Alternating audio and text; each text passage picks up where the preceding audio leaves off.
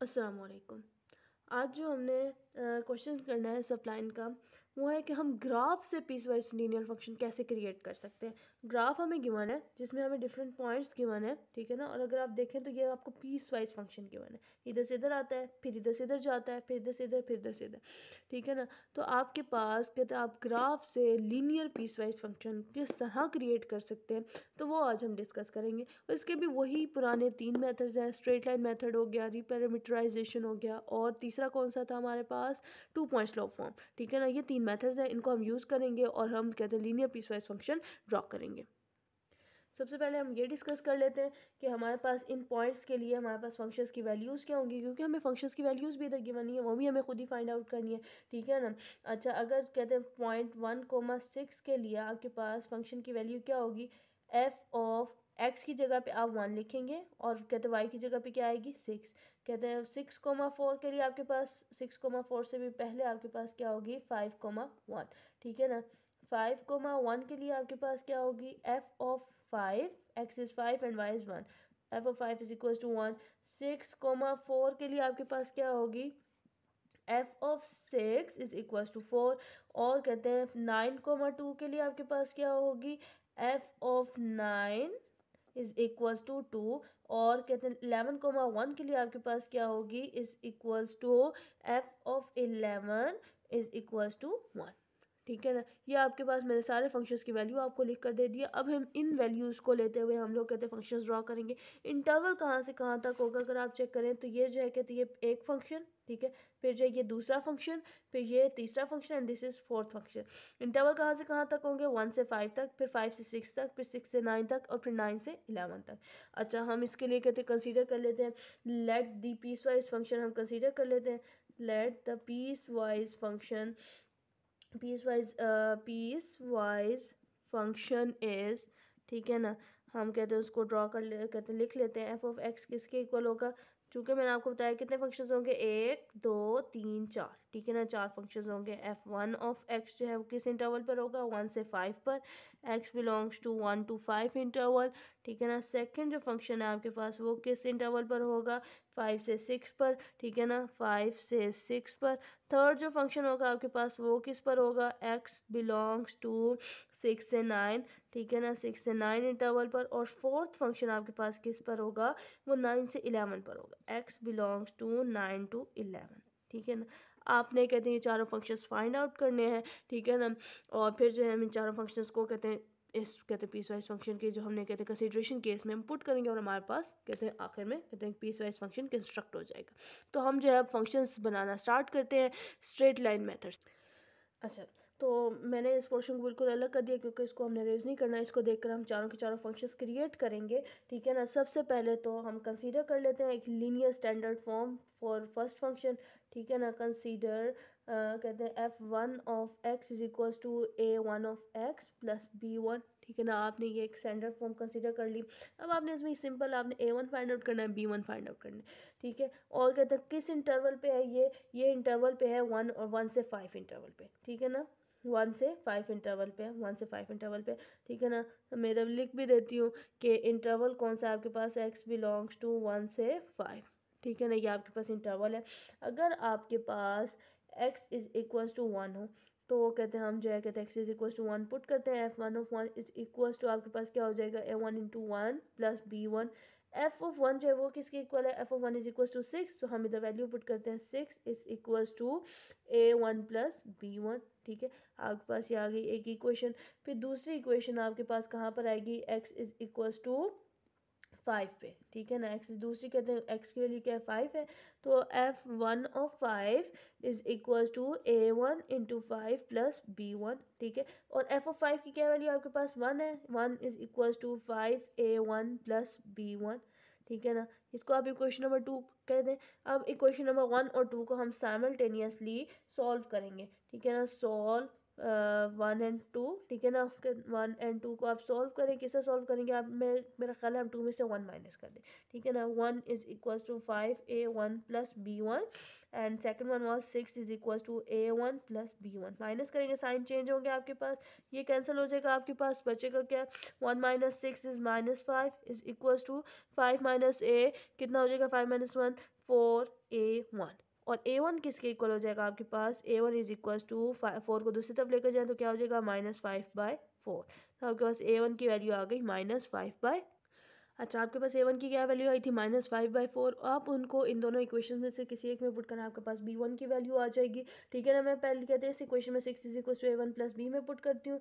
Put in, इसको मैंने name दिया था 1 का, ठीक है ना, ये 2 थी तो 1 में पुट करती हूँ। Put in 1, 6 is equal to a1 क्या था -5/4 प्लस b1, इसको आप दूसरी तरफ लेकर जाए 6 + 5/4 इज इक्वल टू b1 हो जाएगा आपके पास। अब आप एलसीएम ले लें, आपके पास जो है आंसर क्या आ जाएगा, इधर आंसर आ जाएगा आपके पास b1 का आंसर आ जाएगा आपके पास 29/4। ठीक है ना, क्या आ जाएगा आपके पास 29/4।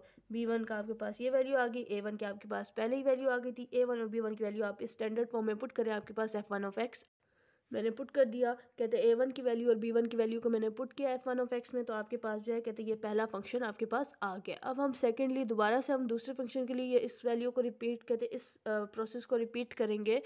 ओके, तो कहते हैं हमने जो है कहते हैं सेकंड फंक्शन जो हमने वो भी कहते हैं स्टैंडर्ड फॉर्म में हमने कंसीडर किया है। उस स्टैंडर्ड फॉर्म में हमने क्या कंसीडर किया, f2 is equal to a2 plus b2, और किस इंटरवल पे है सेकंड फंक्शन 5 से 6 इंटरवल पे। किस इंटरवल पे है 5 से 6 इंटरवल पे। अच्छा, सबसे पहले x इज इक्वल टू 5 पे आप कहते हैं स्टैंडर्ड फॉर्म में वैल्यूज पुट करें। f2 is equal to a2 into 5 plus b2। ठीक है, तो ये क्या बन जाएगा, f किसके इक्वल था आपके पास 1 के इक्वल था। 1 equal to 5a2 plus b2, इसको आप 3 इक्वेशन का नेम दे दें। अच्छा, x इज इक्वल टू 6 पे आपके पास क्या होगा, आप इसी तरह करें f2 is equal to a2 into 6 plus b2, और कहते हैं f पे आपके पास क्या वैल्यू है 4। 4 is equal to 6a2 plus b2, इसको आप इक्वेशन नंबर 4 का नेम दे दें। अब इन दो इक्वेशंस को आप साइमल्टेनियसली सॉल्व करें, एक को दूसरे में से माइनस करें, तो आपके पास जो है कहते हैं इक्वेशन बन जाएगी जिसमें आप a2 या b2 की वैल्यू निकाल लेंगे। तो मैंने क्या किया, मैंने ये किया 4 में से 3 को माइनस कर देते हैं, तो मैंने इक्वेशंस लिख दी। 4 कहते हैं इक्वेशन को पहले लिख दिया, कहते हैं 3 इक्वेशन को बाद में लिखा, इनको माइनस करनी हो तो b2 से कैंसिल हो जाएगा। आपके पास 4 - 1 किसके इक्वल है 3 के इक्वल, 6 - 5 किसके इक्वल है 1 a2 के इक्वल। ठीक है, तो आपके पास a2 की क्या वैल्यू आ गई 3 आ गई। 3 की कहते हैं 3 जो है आप इसमें से किसी एक में भी पुट कर दें, आपके पास b2 की वैल्यू आ जाएगी। मैं पहले वाले में पुट कर देती हूँ। ठीक है, पुट इन 3, ठीक है ना, तो किसके इक्वल हो जाएगा 1 is equal to 5 into a2 की क्या वैल्यू है 3 प्लस b2। ठीक है, 5 3 जा 15, 15 को आप दूसरी तरफ लेकर जाती हैं तो 1 माइनस 15 जो है किसके इक्वल है b2 के, और 1 माइनस 15 क्या है आपके पास -14 के इक्वल है।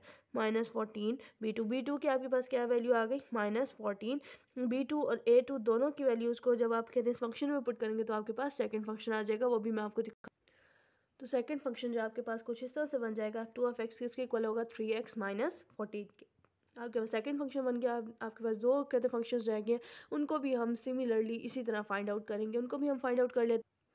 तो थर्ड फंक्शन फाइंड आउट करने के लिए मैंने सारा कुछ लिख दिया। मैं बस आपको समझा देती हूँ कि क्या करना है। आपने सबसे पहले आपने स्टैंडर्ड फॉर्म थर्ड फंक्शन के लिए कंसीडर करनी है। इंटरवल कौन सा आपके पास 6 से 9, आपने कहते हैं 6 पे और 9 पे आपने फंक्शन की वैल्यू फाइंड आउट करनी है। f3 क्या होगा is equal to a3 into 6 plus b3। f आपके पास किसकी क्या वैल्यू थी 4, ठीक है ना, 4 is equal to 6 a3 plus b3, और कहते हैं x इज इक्वल टू 9 पे आपके पास क्या हो जाएगा f3 is equal to a3 into 9 plus b3। f की आपके पास क्या वैल्यू है 2, ठीक है ना, 2 is equal to 9 a3 plus b3, ठीक है ना। अब आप क्या करें, इसमें से चाहे 5 को 6 में से माइनस कर दें या 6 को 5 में से माइनस कर दें, आपकी मर्जी है। मैंने 6 में से 5 को माइनस किया तो आपके पास क्या आ गया, ये कहते हैं आपके पास 2 is equal to 9 a3 plus b3, 4 is equal to 6 a3 plus b3। आपने इनको साइमल्टेनियसली सॉल्व करना है, तो b3 कैंसिल हो जाएगा आपके पास, और क्या हो जाएगा 2 - 4 किसके इक्वल होगा -2 के, इज इक्वल टू 9 - 6 3a3 के इक्वल होगा। और 3 को आप दूसरी तरफ ले जाएं तो डिवाइड हो जाएगा वो, तो a3 इज इक्वल टू -2/3 आपके पास वैल्यू आ जाएगी। इस a3 की वैल्यू को आप चाहे 5 में पुट करें चाहे 6 में पुट करें, आपके पास b3 की वैल्यू आ जाएगी।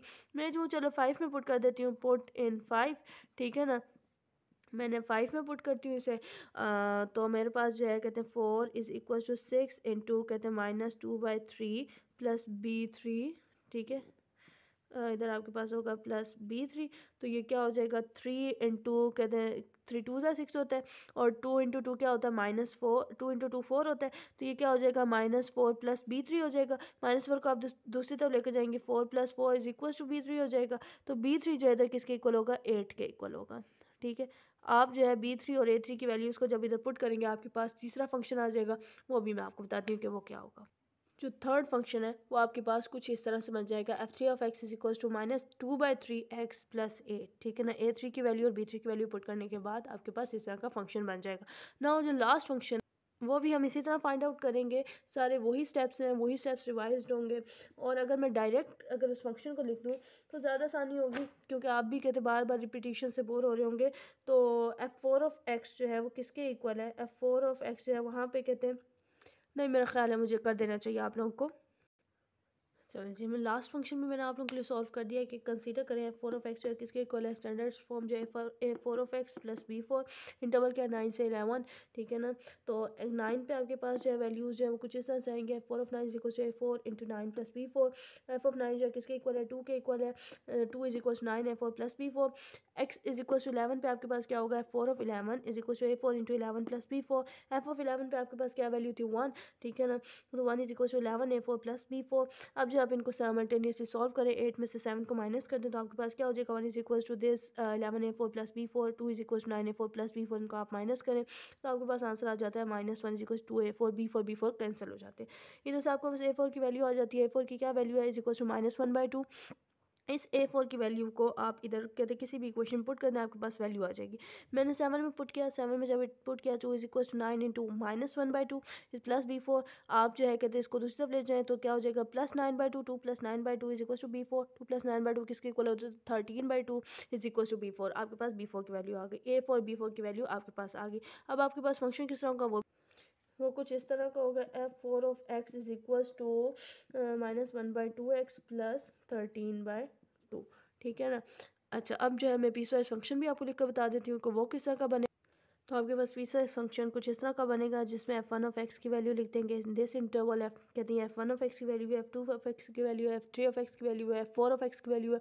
इन चारों इंटरवल्स की कहते हैं इन चारों फंक्शंस की वैल्यू हमने इधर लिख दिया और इनके साथ इंटरवल्स भी लिख दिए। ये तरीका है कहते हैं पीसवाइज फंक्शन को लिखने का, और ये जो है स्ट्रेट लाइन मेथड से कहते हैं हमने ग्राफ को यूज़ करते हुए हमने linear piecewise function find out किया।